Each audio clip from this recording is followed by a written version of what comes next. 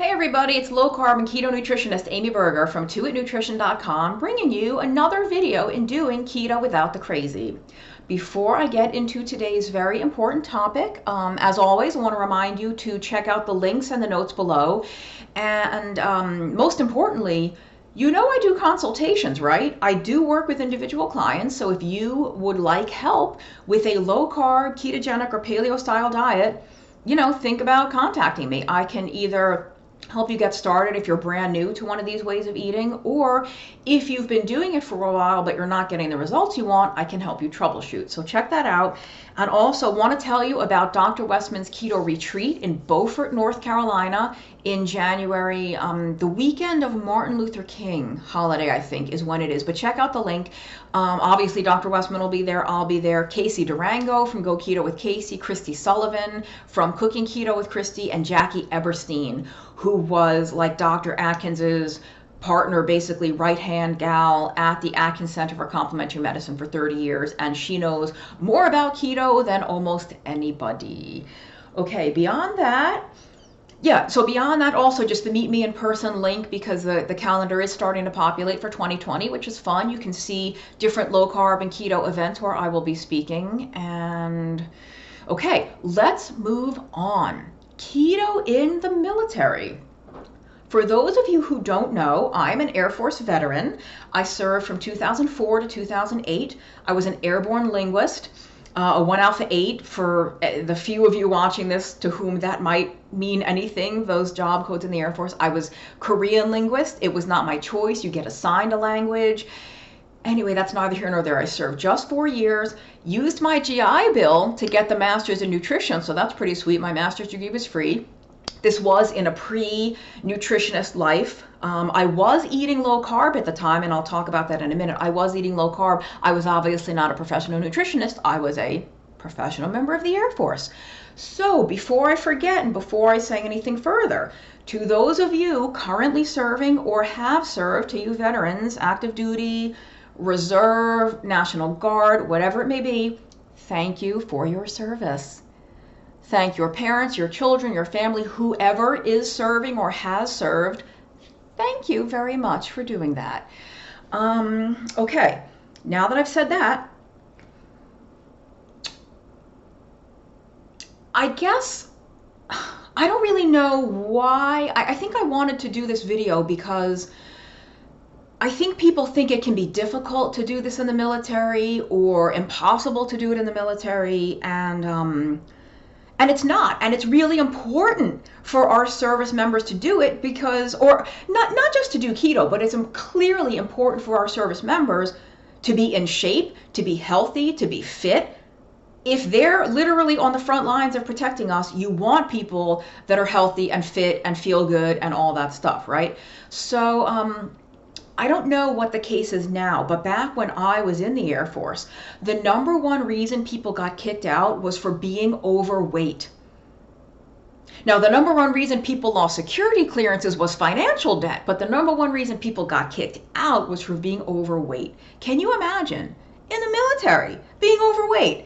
Now, granted, I'm not going to get into the jokes and butting heads between the services. I was in the Air Force. Like, the amount of physical activity and PT that you do is radically different in different branches of the service. But the point is, you would think like obesity and overweight would be rare in the military, and they're not. They're really not. And besides just the obesity and overweight, people in the military are human being people just like the rest of us. They have heart disease, they have PCOS, they have acne, they have erectile dysfunction, they have hypertension, they have metabolic syndrome, they have dyslipidemia, they have diabetes, they have all the same stuff all the rest of us have. So let's see. And I have no notes, so this is from the heart, from the brain, off the top of my head. What can I say to start out? Being able to adhere to any diet, whether it's low carb or keto or not, in the military really depends on your actual situation. And this will change because your situation changes, right? We'll start off with the easiest thing. Now, well, no, let's start out with the hardest thing. If you're in basic training, You eat what you get fed. Now, when I was in the Air Force, you would go through the line and you could kind of be like, oh, I'll take the corn, I'll take the peas, the chicken, whatever. You had a little bit of choice, but it's not like it was a buffet. It was limited. So, you can only customize your diet to the extent that you're able to make choices with the food. And the fact is, even in the Air Force, you're doing, during basic training anyway, you're doing enough activity, you're marching around enough, and your eating time is limited enough that it doesn't really matter what you eat. I don't want to get into too much detail because it'll take too long.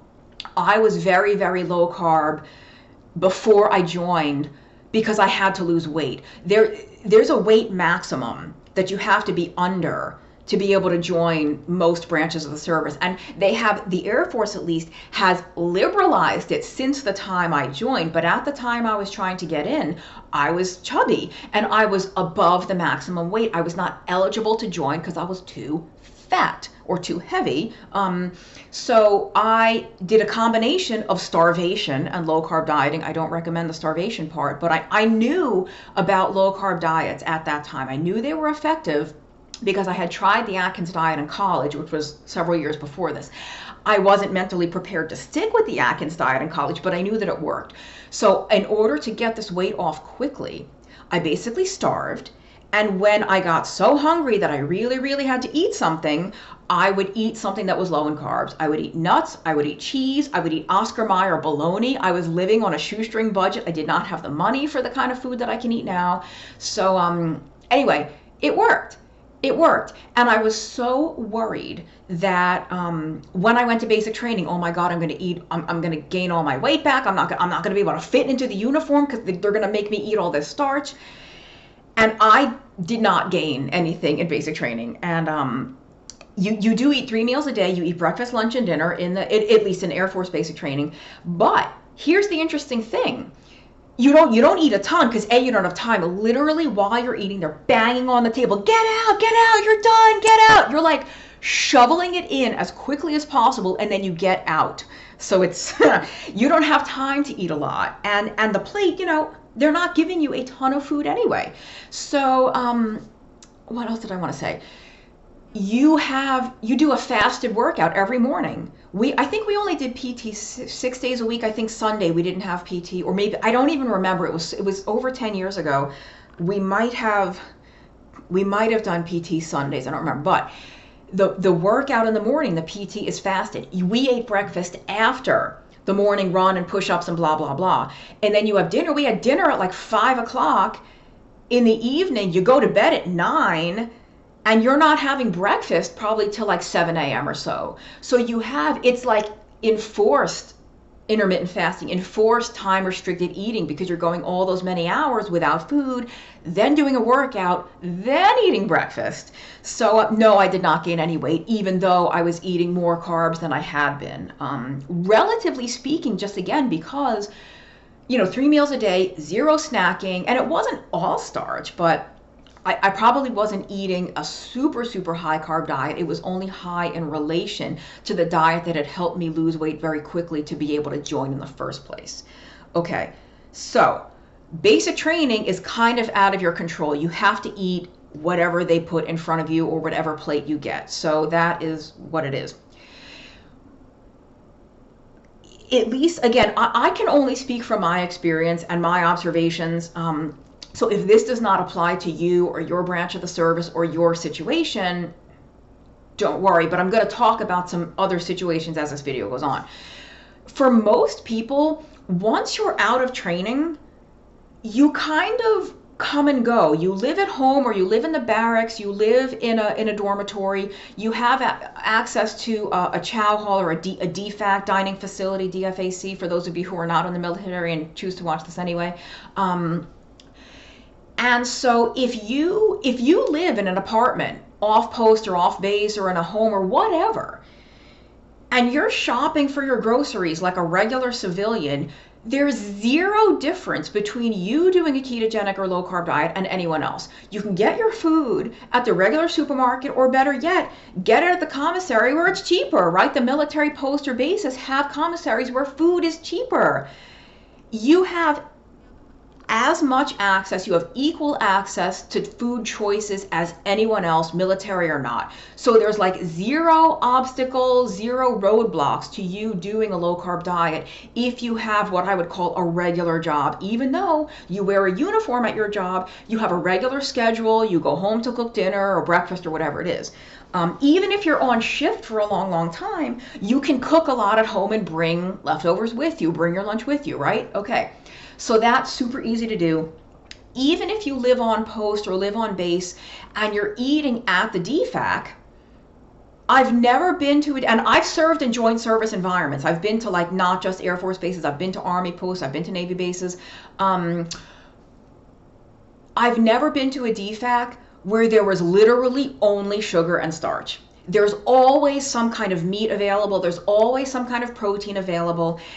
In the Air Force, I know there's a lot of stereotypes about the Air Force that are mostly true. We had very good quality food. There was very often a salad bar where, worst case scenario, you could get hard-boiled eggs and tuna and lettuce and peppers and radishes and cucumbers. And so even if there was a meat choice that was breaded, you could get it and scrape off the breading. Like, there was always some kind of protein, and usually you didn't even have to do that. There would have been steak, there would have been grilled chicken, there would have been like hamburger patties, don't eat the bun. I mean, like, almost every DFAC has random hamburger patties. At breakfast, they always have eggs. You can get scrambled eggs, hard-boiled eggs, bacon, sausage. So even when you are beholden to a DFAC where your choices are maybe limited, I can't imagine you'd be in a situation where you had no low carb and keto friendly options available. Okay. The hard part comes in when you are deployed or at sea or in some forward location where your food choice and availability is limited.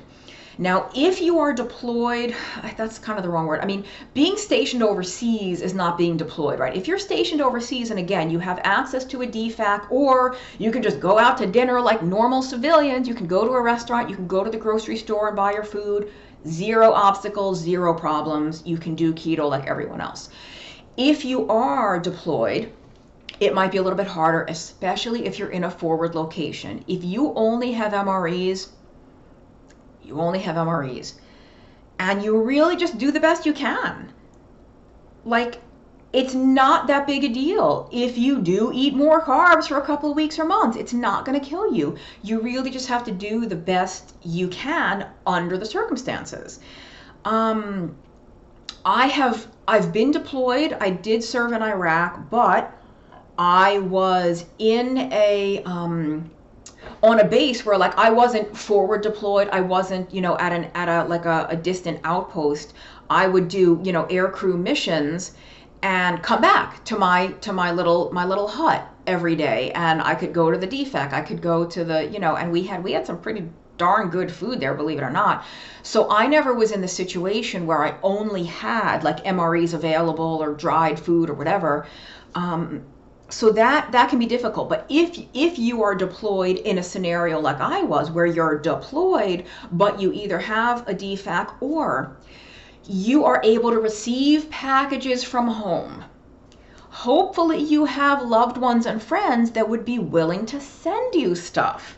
They can mail you however many care packages you want or need to your specifications. Hey, can you please send me a jar of almond butter? Send me a bag of macadamia nuts. Can you send me 5 pounds of zero sugar beef jerky? Like, there's ways to do this.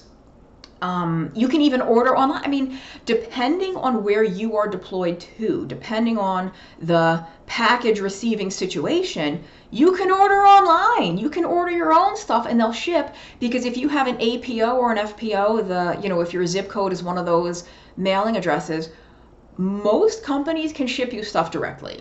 So again, worst case scenario, you can live off of stuff that you're getting from someplace else. More expensive? Yeah. Kind of a hassle? Yeah. But you do what you have to do. If you really want to make a commitment to eating this way, you can do it. Now, let's see what else. Being at sea is probably a lot harder. I am not familiar really at all with being at sea. One of my dear friends was in the Navy a long, long time ago, and she was at sea quite a lot. And I sent her packages, so I know you can receive packages on ships. I don't know if there's like limitations, and your storage capacity is probably very limited if you're, especially if you're like hot bunking, or if you just have like a little tiny stateroom or whatever. I don't even know what you would call it on a Navy ship. I mean, that's what we call it on a cruise ship. I don't know if that's the same on a naval vessel or, a Marine Corps vessel. Just customize as necessary. Do the best you can.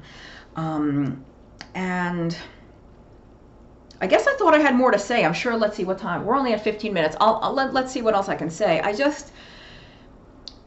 The majority of people serving in the military are in a sort of a regular, quote unquote, work situation where you go home at the end of the day.